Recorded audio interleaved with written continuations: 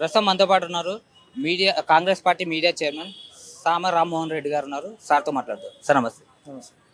Sir ఇప్పుడు ఎక్కడ చూసినా ఒకటి చర్చ జరుగుతుంది.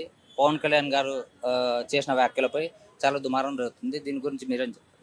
ఇప్పుడు నేను ఆ వీడియో ఒకసారి కాదు 2-3 సార్లు చూసిన. ఆయన చేసినటువంటి వ్యాఖ్యలలో ఆయన ఏదో కడుపులో తెలంగాణ మీద అక్కసు పెట్టుకొని కక్కినట్టుగా నాకైతే ఆడ కనిపించలేదు. ఎందుకంటే అక్కడ ఉంటున్నటువంటి పరిస్థితి, ఇప్పుడు ఆడ కొబ్బరి చెట్లు అవన్నీ పోవడము, అరే పచ్చగా ఉంటున్నటువంటిది అందరు బాగుంటాయి అని చెప్పినటువంటిది తెలంగాణలో ఎవరైనా కూడా ఇట్లా అయిపోయింది, అందరు డిష్ తాకినట్టుంది అనేటటువంటి అంశంలో అన్నాడు. ఎందుకంటే what I believe, Pawan Kalyan గారిని ఎప్పటి నుంచో చూస్తున్నాం కాబట్టి ఆయన తెలంగాణ అంటే ఒకరిని చూసి ఏడ్చేటటువంటిదా, లేకపోతే తెలంగాణ కడుపు చేతిలో పట్టుకొని వచ్చినటువంటిని కడుపులో పెట్టుకొని ఎదిగేటట్టు చేసేటటువంటిదా, పవన్ కళ్యాణ్ గారి కుటుంబం కంటే గొప్పగా ఇంకొకరు చెప్పొద్దు ఇక. ఎందుకనంటే ఈ గడ్డ మీదకి వచ్చి ఈ మట్టిలో బతికి అవకాశాలు తీసుకొని ఈరోజు ఆర్థికంగా ఎదిగి అన్ని రకాలుగా కూడా ఒక ఉన్నతమైనటువంటి స్థితికి అవకాశం ఇచ్చినటువంటి తెలంగాణ పట్ల ఆయన లోపలేదో దురుద్దేశంతో మాట్లాడతాడు అనేటటువంటి క్యారెక్టర్ కిందనైతే నేను పవన్ కళ్యాణ్ గారిని అయ్యాను. ఎందుకంటే గతంలో గద్దర్ గారి వ్యవహారం తీసుకున్నా, ముఖ్యమంత్రి రేవంత్ రెడ్డి గారి హైడ్రా వ్యవహారం ఆయన ప్రశంసించిన వ్యవహారం తీసుకున్నా, లేకపోతే తెలంగాణ జాతి పట్ల ఆయనకి పౌరుషం గురించి ప్రస్తావించినటువంటి వ్యవహారం తీసుకున్నా, ఆయన ఏ రోజు కూడా తెలంగాణని తక్కువ చేసి చూసినటువంటి చరిత్రకు మనకేం కనబడలేదు. సో నేను అనుకునేది ఏంటంటే డొర్లీ ఆయన మాట్లాడినటువంటిది కూడా ఈరోజు ఈ పరిస్థితి. ఎందుకంటే ఒక పక్క ఆయన ఉప ముఖ్యమంత్రి, ఇంకొక పక్క ఒక సినీ ప్రముఖుడు. ఈ రెండు అనేటటువంటిది వెరీ హ్యూజ్ అటెన్షన్ని గ్రాప్ చేస్తాయి. సో ఈ కాంట్రవర్సీని స్పార్క్ చేసినాయి. ఆయనకు అట్లాంటి ఉద్దేశమే లేదు అనేటటువంటిది మళ్ళీ ఒకసారి ఎక్కడ మాట్లాడే అవకాశం వచ్చినా తెలంగాణ ఖ్యాతిని, లేకపోతే తెలంగాణ పట్ల ఆయనకు ఉంటున్నటువంటి కృతజ్ఞతని చాటాల్సిందిగా మేము కోరుకుంటా ఉన్నాం. సరే, ఇంకోటి చూసుకుంటే ఇప్పుడు అసెంబ్లీలో ముఖ్యమంత్రి గారు దేవుళ్ళపైన వ్యాఖ్యలు చేయడం, దీన్ని ప్రతిపక్షాలు ఏం చూపిస్తున్నాయంటే హిందూ దేవుళ్ళని కించపరుస్తూ మాట్లాడుతున్నారు ముఖ్యమంత్రి గారు అని చెప్పి చెప్పడం జరుగుతుంది. దీన్ని నిన్న డిసిసిలు అపాయింట్ అయినటువంటి దాని మీటింగ్ జరుగుతున్నప్పుడు ముఖ్యమంత్రి గారు డిసిసిలందరూ కూడా అయిపోయినరు, రేపు పొద్దున మైదానంలో పనిచేయాలి, పనిచేస్తున్నప్పుడు ఆడ ఆ గ్రూప్ నాతోటి రాలేదు, వీడు నాతోటి సహకరిస్తలేడు, వాడు నాతోటి సహకరిస్తలేడు అనేటటువంటి వంకలు ఎవరు చెప్పవద్దు, అందరు కూడా పనిచేయాలి. ప్రపంచంలో ఉంటున్నటువంటి అందరు మనుషులు ఒకటే దేవుని మొక్కరు కదా. అట్లా మన హిందూ మతంలోనే 3 కోట్ల మంది దేవుళ్ళుర్రు.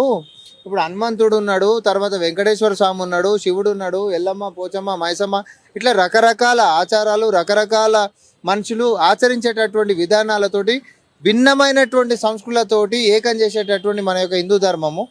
అంత పెద్ద దేవదేవుడినే అందరు కొలవరు, ఒక్క దేవుడినే కొలవరు కదా. ఆయనకి అనేక రూపాలు ఇచ్చుకుంటారు ఎవరికి నచ్చినట్టు వాళ్ళు. అంత దేవుణ్ణే ఒక్కరి లెక్క కొలవకుండా అనేక రూపాలు ఇచ్చి కొలుచుకుంటున్నప్పుడు, ఆఫ్టర్ ఆల్ మనుషులం మనము, మీరు డీసీసీలు కాగానే అందరు మీతో కలిసి రావాలనుకోవడం అది మీరు కోరుకోవద్దు కూడా, కానీ పని చేసుకుంటూ ముందుకు పోవాలనేటటువంటి ఒక హితబోధ మా యొక్క డిసిసి అధ్యక్షులకు చేసిండు. ఇలా ఏం తప్పు ఉందో నాకైతే కనబడలేదు. సార్, ఇంకోటి ఏంటంటే మీరు చెప్పినట్టు పెళ్ళిళ్ళు కాని ఒకలాగా, పెళ్లి లేని వాళ్ళకు ఒకలాగా దేవుళ్ళు అని చెప్పి చెప్పడం జరిగింది. దీని గురించి ప్రతిపక్షాలు ఏవైతున్నాయో బీజేపీ కావచ్చు, లేదంటే బీఆర్ఎస్ ప్రభుత్వం కావచ్చు, వాళ్ళు అంటున్నది ఏంటంటే అసలు అన్ని జాతులు ఉన్నాయి కానీ హిందువులనే ఎందుకు అంటున్నారు అని చెప్పి చెప్పడం జరుగుతుంది. అసలు హిందూ దేవుళ్ళని దేవదేవుడు అని చెప్పి కొలుచుకొని ఉదాహరణ మన దేవుళ్ళని తీసుకున్నాడు అని అంటే ఇంకా మంచిది కదా అంటున్నా నేను. ఇప్పుడు మనము మన పిల్లలకి హితబోధ చేసుకుంటున్నాం బిడ్డ. ఇప్పుడు మన ధర్మం గురించి ఎందుకు చెప్పుకుంటాం, వేరే వాళ్ళ దాని గురించి మనం ఎందుకు చెప్పుకుంటాం మన వాళ్ళకి? నువ్వు నాకు గది చెప్పు. ఇప్పుడు నువ్వు జీవితంలో ముందుకు నడవాలి అని అంటే ఓ భగవద్గీతం అని చెప్పుకుంటామా, లేకపోతే ఇంకో మతం తీసుకొచ్చి నీ ఇంట్లో చెప్పుకుంటావా? నీ ఇంటి వ్యవహారము నీ డీసీసీలకు హితబోధ చేసుకుంటప్పుడు నీ దేవుని గురించి చెప్పుకుంటావు, కానీ వేరే దేవుళ్ళ గురించి ఎందుకు చెప్పుకుంటావు? అవునా? ఆ దేవదేవుడిని అందరు ఈడ కూర్చున్న వాళ్ళు అందరూ ఒక్క దేవుని మొక్కరు. ఒక్కొక్క కుటుంబానికి ఒక్కొక్క ఏమంటారు దేవుడు ఉంటాడు. ఒక గుడికాడికి పోతే ఏటకు వస్తాము, ఇంకో గుడికాడికి నిష్టగా పోతాము. ఒక గుడికాడ అసలు అట్లాంటి ఆచారాలు మనం పాటించొద్దు. ఒక గుడికాడికి మడి కట్టుకొని పోవాలి, ఒక గుడికాడికి ఎట్లా పోయినా నడిచిపోతుంది. సో భిన్నమైనటువంటి ఆచారాలు ఉంటున్నటువంటి నా యొక్క ధర్మంలో రకరకాల జనాలు వాళ్ళ దేవుళ్ళని, దేవదేవునికి అనేక రూపాలు ఇచ్చుకొని ముందుకు పోతున్నప్పుడు మనం ఆఫ్టర్ ఆల్ మనుషులము, రకరకాల మనుషులు నిన్నే వచ్చి నీ ముంగంటనే నిన్నే లీడర్ అని అనుకోవాలని ఏదేం లేదు. భిన్నమైనటువంటి ఆలోచనలు కలిగినటువంటి జనాలు చాలా మంది ఉంటారు. మీరు రేపొద్దున వాళ్ళు మాతో కలిసి వస్తలేరు అని చెప్పి మీరు అనుకోవద్దని చెప్పిండు. నాకు ఇంట్లో ఏం బూతుగా అనిపించదు మీరు నాకు చెప్పురా అబ్బా. అంటే ఇప్పుడు ఇప్పుడు క్రిస్టియన్స్ ఉన్నారు, ముస్లిమ్స్ ఉన్నారు, వీళ్ళని అనకుండా హిందువులనే పర్టికులర్గా ఎన్నుకున్నారు. నేను ఒకటి చెప్పాలనా, అదే మీటింగ్లో యేసుక్రీస్తుని చూసేసేసి మీరు అందరు ఇది పాటించండి అని అంటే అది కాంట్రవర్సీ, ఇది కాంట్రవర్సీ. నువ్వు నాకు గది చెప్పు, అర్థమైందా నీకేమన్నా? ఆ బీజేపీ కంటే బుద్ధి లేదు. ఇప్పుడు నార్మల్గా తెలంగాణ ప్రజలకు మొత్తం తెలుసు ముఖ్యమంత్రి గారి ఇంటెన్షన్ ఏ ఉద్దేశంతో మాట్లాడిండు. మన పిల్లలకి మన కాడ మన ధర్మం మన మతం గురించి మన దేవుని గురించి గొప్ప చెప్పి మాట్లాడుకుంటుంటే ఆ దేవుని కంటే గొప్పోలా మీరు అందరేమన్నా? ఉద్దేశం అర్థమైందా? ఆ దేవుని కంటే గొప్పోలా మీరేమన్నా? మనం మనుషులం మాత్రమే, వాడొస్తలేడు వీడొస్తలేడు అనే సాకులు నాకు చెప్పొద్దు, అందరు పని చేయాలని చెప్పిండు. ఇక ఈ దానికి ఏదో భూతద్దంలో బూతులెతికి బీజేపీ ఏదో ధర్నాలు చేసి వాడేదో మా పార్టీ ఆఫీస్ అంటే ముట్టడి చేస్తాడంట. ముట్టడి కాదు, మేము చెప్తున్నాం, మీ ఒక్కొక్కరిని ఇండ్లు ముట్టడి చేస్తాం మేము. ఎందుకనంటే ధర్మం ముసుగుల దయ్యాల లెక్క అయినటువంటి మీ బీజేపీ నేతలు అసలు హిందూ ధర్మాన్ని కూని చేస్తున్నటువంటి మీ యొక్క నిజ స్వరూపాన్ని కూడా బజార్లో తేల్చాల్సినటువంటి రోజు వచ్చింది. నిన్నగాక మొన్న మీ ఆర్ఎస్ఎస్ హెడ్ క్వార్టర్స్ కోసం పార్కింగ్ కోసం 1400 సంవత్సరాల పురాతనమైనటువంటి గుడిని కూల్చినటువంటి దుర్మార్గులు ఏడా ఇది? ఈ దేశ రాజధాని అయినటువంటి ఢిల్లీలో నీ ఆర్ఎస్ఎస్ హెడ్ క్వార్టర్స్ పార్కింగ్ కోసం 1400 సంవత్సరాల పురాతనమైన గుడిని కూలగొట్టినావు. ఈ దుర్మార్గులు మాకు సూక్తులు చెప్తారు. ఇక్కడ యాదగిరిగుట్ట వ్యవహారం తీసుకున్నా లేకపోతే ఆవులను కాపాడేటటువంటి చట్టాలను తీసుకున్నా తెలంగాణ ప్రభుత్వం ఒకంతో చెప్పించుకునే పరిస్థితులలో ఉందా? ఆ మ్యాటర్కి వస్తే ముఖ్యమంత్రి రేవంత్ రెడ్డి గారి కంటే గొప్ప హిందువా బండి సంజయ్? మన బాతకానికే పనికొచ్చేటటువంటి పేరు బండి సంజయ్, ధర్మాన్ని ఆచరించేటటువంటి నాయకత్వం పాటించినటువంటి పేరు రేవంత్ రెడ్డి. వీళ్ళిద్దరికి చాలా తేడా ఉంది. నేను చెప్తా ఉన్నా, ప్రజలని ఎంతసేపు రోడ్డు మీదకి పంపించి పోరగాళ్ళ మధ్యలో చిచ్చులు పెట్టి విద్వేషాలను రగిల్చి వాళ్ళ జీవితాలని సర్వనాశనం చేసే కుట్రలు చేసి అందరం ఎక్కాలని కుట్రలు పండుతున్నటువంటి పేరు బీజేపీ నాయకులు బండి సంజయ్ అంటారు. కానీ మాదక ద్రవ్యాల నుంచి పిల్లలు దూరం కావాలి, కొలువులు రావాలి, ప్రకృతి బాగుండాలి, ప్రకృతి బాగుంటే దేవుడు మనల్ని కనుకరిస్తాడు, మానవత్వం బతుకుంటే ఆ దేవుడు బతుకున్నట్టు విశ్వసించేటటువంటి మేము ఎవరు ధర్మాన్ని పాటిస్తారు అనేటటువంటి ప్రజలకు తెలుసు. కాబట్టి మన జూబిలీస్లో ఇంతకంటే పెద్ద విద్వేషాలని రగిల్చేటటువంటి వ్యాఖ్యలు చేసినప్పటికీ కూడా బండి సంజయ్ గారికి గట్టి గుణపాఠం చెప్పారు ఎవరు?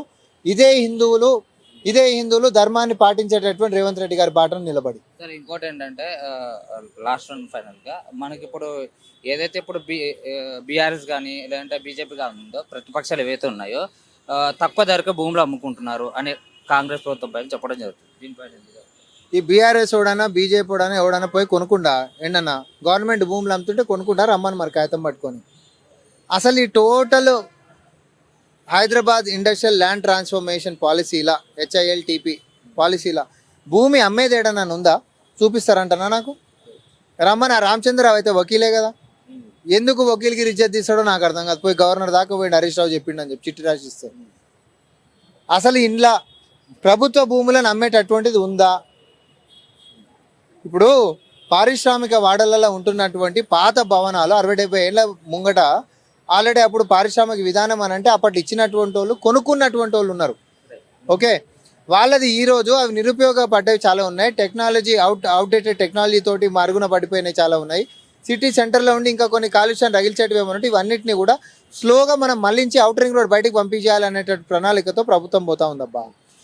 అసలు ఇవి ప్రైవేట్ వాళ్ళ ల్యాండ్, ప్రైవేట్ వాళ్ళ ప్రాపర్టీస్ని మనము వాళ్ళ మీద ఇంకా కొంచెం ఛార్జెస్ వేసి ఇండస్ట్రీలలో కేవలం ఇండస్ట్రీలే కాదు ఇతర భవనాలు కూడా మీరు కట్టుకోవచ్చు అనేటటువంటి వెసులుబాటు ఇచ్చినాం ఈ చట్టంలో. కానీ బీఆర్ఎస్ పార్టీ ఉన్నప్పుడు ఒక గ్రిడ్ పాలసీ అని తీసుకొచ్చి 2020లో. గ్రిడ్ పాలసీ అంటే ఏందో తెలుసా? ఇప్పుడు ఇండస్ట్రియల్ ఏరియాలు అని చెప్పినా కదా, దీంట్లో కొనుక్కొని ఓనర్లు ఉన్న వాళ్ళు ఉన్నారు, ప్రభుత్వం నుంచి లీజుకు తీసుకున్న వాళ్ళు కూడా ఉన్నారు. ఇప్పుడు మేము మాట్లాడేది అసలు లీజుకు తీసుకున్న వాళ్ళ గురించి కాదు, లీజుకు తీసుకున్నోనికి మేము అప్పనంగా అప్పచెప్పేది అంతకంటే కాదు. ఎవరైతే ఓనర్లో వాళ్ళ నుంచి డబ్బులు తీసుకొని వెసులుబాటు ఇతరత్ర దానికి వినియోగించనీకే. కానీ ఈ లీజుకు తీసుకున్న వాళ్ళది 2015లో లీజులు అయిపోతే అప్పుడు ఎవరిది అవుతుంది భూమి? ప్రభుత్వంది అవుతుంది. ఆ ప్రభుత్వంది అయితే దాన్ని త్రోవే ప్రైస్కే ప్రైవేట్ వాళ్ళకి అప్పచెప్పిండు కేటీఆర్ గ్రిడ్ పాలసీ కింద. ప్రభుత్వం భూమిని అడ్డికి పావుసేరు గిట్ట నువ్వు ప్రైవేట్ జాబ్లో పెట్టినామనుకో, వాడు నీకు ఏదో వెనకమర్ల మూటలు ఇచ్చిండని నమ్మితే ఆడెక్కడో కుంభకోణం జరిగిందని మాట్లాడచ్చు. అంటే మీరు చేసినటువంటిది. ఇప్పుడు ఇక్కడ మనం డైరెక్ట్ వాడిని నువ్వు కడితే ఏది 80 ఫీట్ల రోడ్డు కంటే తక్కువకు ఉంటే నువ్వు సబ్ రిజిస్టర్ వాల్యూలో 30% కట్టాలి. 80 ఫీట్ల రోడ్డు కంటే ఎక్కువకు ఉంటే ఆ ఇండస్ట్రియల్ ఏరియాలో నువ్వు 50% కట్టాలని చెప్పి మనం ప్రభుత్వం నుంచి డబ్బులు వసూలు చేసుకుంటా వాళ్ళకి ఇస్తున్నాం. ఈడ అవినీతి ఏడుంది నువ్వు నాకు చెప్పు. ఈడ ప్రభుత్వం నుంచి భూమి వానికి కారు చౌకకి ఇస్తుంది ఏడుందో నువ్వు నాకు చెప్పు. ప్రజలకి జస్ట్ ఏంటంటే సేమ్ ఇందాక మతం గురించి కూడా మాట ఏదో దేవుళ్ళని తిట్టేసి ఏదో దేవుని గాలికి అదొక మాటని పదే పదే అన్నామనుకో అసలు ఏమో కాంగ్రెస్ వాళ్ళు తిట్టినట్రా అని వెళ్ళిపోతుంటుంది మైదానంలో. అది పోవాలనేటటువంటి దురుద్దేశంతో రెండు పార్టీలు పనిచేస్తాను. సేమ్ అట్లనే అర్రాసు వాడినట్టే వాడు మూసి ప్రాక్షాలు అనగానే వాడు 1,00,000 కోట్ల కుంభకోణం అంటాడు, ఇంకో 1,50,000 కోట్ల కుంభకోణం అంటాడు. హెచ్డియు అనగానే వాడు 10,000 కుంభకోణం అంటాడు, 15,000 కోట్ల కుంభకోణం అంటాడు. ఈరోజు హెచ్ఐఎల్టీపీ అనగానే వాడు 5,00,000 కోట్ల కుంభకోణం, బీజేపీ వచ్చి 6.5 లక్షల కోట్ల కుంభకోణం అంటాడు. చాక్లెట్లా బిస్కెట్లా లేకపోతే ఇంకేమన్నా? ప్రభుత్వ భూమి ఒక గజం కూడా ప్రైవేటోనికి ఇచ్చేటటువంటి విధానమే ఇలా లేనప్పుడు ఇక్కడ అవినీతి ఏడుందో చెప్పాలి. బహిరంగ చర్చకి మేము రమ్మంటున్నాం, వాళ్ళు రమ్మన్నాడు కాదు. బహిరంగ చర్చకి మేము రమ్మంటున్నాం. నేను మళ్ళీ కూడా చెప్తా ఉన్నా, ఈ నగరాన్ని కాలుష్యం ఫ్రీ నగరం చేయాలనేటటువంటి అంకిత భావంతో బీజేపీ దేశంలో ఇన్ని రాష్ట్రాల అధికారంలో ఉంది కదా. అరే మీ ముఖాలకి ఎలక్ట్రిక్ వాహనాల మీద రాష్ట్రంలో పన్ను మొత్తం మినాయించినటువంటి ఒక రాష్ట్రం పేరు చెప్పు. ప్రకృతి మీద చిత్తశుద్ధి ఉన్నోడు ఎవరన్నా ప్రభుత్వానికి ఎట్లుంటుంది అని అంటే ఎలక్ట్రిక్ వాహనాల మీద మేము పన్ను మొత్తం తీసేసినాం, తద్వారా ఎలక్ట్రిక్ వాహనాలు కొనుక్కుంటారు, కొనుక్కొని రోడ్ల మీదకి వస్తే పొల్యూషన్ ఉండదని. హైడ్రా తోటి ఈరోజు చెరువుల చుట్టుముట్టుంటున్నటువంటి కబ్జాలను కూడా మేము తీసేసినాం. సార్ ఇంకోటి ఏంటంటే హైడ్రా విషయానికి వస్తే ఇప్పుడు గత ప్రభుత్వంలో చూసుకుంటే మీరు ఎటువంటి ఇల్లులు కూలగొట్టలేదు. సో ఇప్పుడున్న ప్రభుత్వము పేదోళ్ళ ఇల్లులు కూలగొట్టి హైడ్రా చేస్తున్నామని చెప్పుకోవడం తప్ప ఇక్కడ ఏం లేదు అని చెప్పడం జరుగుతుంది సార్. అదే అది వాళ్ళు చెప్తారు, నిజమైంది అనేది జనాలు కూడా చెప్తారు కదా. హైడ్రాకి పాలాభిషేకం చేసుకుంటా, ముఖ్యమంత్రి రేవంత్ రెడ్డి గారికి పాలాభిషేకం చేసుకుంటా ప్రతి కాలనీ బయటకు వచ్చి ర్యాలీలు తీసుకుంటే మీకు కనబడతలేదా? మణికొండ కాడికి మొదలు పెట్టుకుంటే హైదరాబాద్లో హైడ్రా పోయిన ప్రతి మూల కూడా కబ్జాలకు గురైనటువంటి పాలింటే యమపాశమైంది హైడ్రా. ఎవడైతే పేద ప్రజలని ముంగటేసేసి భూములను కబ్జాలు కొల్లకూడదామని అనుకుంటారో వాళ్ళకి ఈరోజు యమపాశం లెక్క మారింది హైడ్రా. కానీ నిజంగా పేద ప్రజలు ఎవరైనా ఉంటున్నటువంటి వాళ్ళకి అన్యాయం అవుతుందంటే డబుల్ బెడ్రూమ్లు ఇచ్చి మరీ ఆ పని చేస్తున్నాం. గూడు నుంచి దూరం చేసేటటువంటి విధానమే మాది కాదు, గూడు కట్టేటటువంటి పార్టీ మాది. ఈరోజు ఏ గ్రామానికి పోయినా నేను మళ్ళీ కూడా చెప్తా, హనుమంతుని గుడి లేని ఊరు లేదు, ఇందిరం ఇల్లు లేని వాడలేదు. నేను ఇది అనేక సందర్భాలలో చెప్పిన. ఇంటిని పేదోళ్ళకి కట్టించినటువంటి చరిత్ర కాంగ్రెస్ పార్టీది. 10 ఏళ్లలో ఒక్క ఇంటికి పైసలు ఇవ్వలేనటువంటి దౌర్భాగ్యపు పరిస్థితి ఊర్లల్లో బీజేపీ ఉంది. పిల్లలు బాగుండాలనంటే మాదక ద్రవ్యాలను నివారించాల్సిందే అని చెప్పి పాలసీలు తీసుకొచ్చింది కాంగ్రెస్ పార్టీ. అదే బీజేపీ అధికారంలో ఉన్నటువంటి రాష్ట్రాలలో పిల్లలు మొత్తం రోడ్ల మీద పడి వస్తూ ఉన్నారు మాదక ద్రవ్యాలకు అలవాటు. అంటే ప్రపంచం అంతా ఏమన్నా మునిగి చచ్చిపోని మాలు అధికారం కావాలి, వాళ్ళకు పైసలు కావాలి, దేశాన్ని దోసుక తినాలి. ఇది బీజేపీ విధానం. మళ్ళీ ఏం చేయాలిరా అని అంటే పేదోడికి దేవుడు అంటే సెంటిమెంట్ ఉంటుందిగా, ఆ సెంటిమెంట్ అనేటటువంటి దాన్ని వాళ్ళ మెదడులలో వదిలిపెట్టాలి, వాళ్ళకు ఉడకదొస్తారని చెప్పి అనుకుంటుంది. కానీ మేము విద్యకైనా విధానానికైనా అభివృద్ధికైనా ప్రజల అభ్యున్నతికైనా పర్యావరణ పరిరక్షణకైనా లేకపోతే పారదర్శకమైనటువంటి పరిపాలనకైనా ఉదాహరణ ఏదైనా ఉందా అని అంటే కేవలం దేశం కాదు ప్రపంచం చూసే విధంగా పాలన తెలంగాణలో ఎట్లా సాగుతుందనే దానికి కారణం ఏంది అని అంటే ఇప్పుడు సైబర్ క్రైమ్స్ వ్యవహారంలో దుబాయ్ ఓడు మొత్తం ఏంది ఇంటర్నేషనల్ పోలీసింగ్ మీద అవార్డులు ఇస్తే తెలంగాణకు వచ్చినాయి అవార్డులు. మనం తీసుకునేటటువంటి ఇనిషియేషన్స్, అరే టెక్నాలజీ పెరిగిపోతుంది బాస్, ఆ టెక్నాలజీని కూడా అనుసంధానం చేసుకొని ప్రభుత్వం ముందుకు పోయి ప్రజలకి సౌకర్యాలు ఎట్లా పెంచాలనో చూడాలి, టెక్నాలజీని వాడి ప్రకృతిని కాపాడుకోవాలి ఎట్లానో చూడాలి. కానీ టెక్నాలజీని వాడి పర్సులు ఎట్లా కొట్టాలనో చూసేటోడు బీజేపీ వాడు ఉంటాడు, టెక్నాలజీని వాడి భూములు ఎట్లా కొట్టాలనో బీఆర్ఎస్ వాడు ఉంటాడు, కానీ పేద ప్రజలను ఎట్లా పరిచయించుకోవాలనో కాంగ్రెస్ పార్టీ చూస్తుంటారు. సో మీకు మాకు చాలా తేడా ఉంది, విధాన పరంగా అయినా లేకపోతే నాయకత్వ పరంగా అయినా. నేను ఒకటే చెప్తా ఉన్నా, మీ యొక్క రాష్ట్రాల్లో బీజేపీ అనేటటువంటిది వచ్చిన తర్వాత గుడ్లను కూల్చడం అనేటటువంటిది చాలా చాలా చాలా బాధాకరం. మీ ఆర్ఎస్ఎస్ హెడ్ క్వార్టర్స్ పార్కింగ్ల కోసం 1400 సంవత్సరాల పురాతనమైనటువంటి గుడిని కూల్చడం అనేటటువంటి పాపం దాకుతుంది మీకు. ఎవరిని కూడా ఆ దేవుడు వదిలిపెట్టాడు, గట్టిగా నమ్ముతాము. ఎందుకనంటే దేవుడు అనేటటువంటి ఆయన ఉన్నాడు కాబట్టి మనందరం కూడా అంతో ఇంతో బతుకున్నాం. ఈరోజు ఆయన లేకపోతే లేం, కానీ ఆయన పేరుతోటి మీరు బతకాలని అనుకుంటుంది మాత్రం ఆయన క్షమించడం, మీ పాపం మీకు అనేది తాకుతుందని నేను చెప్తాను.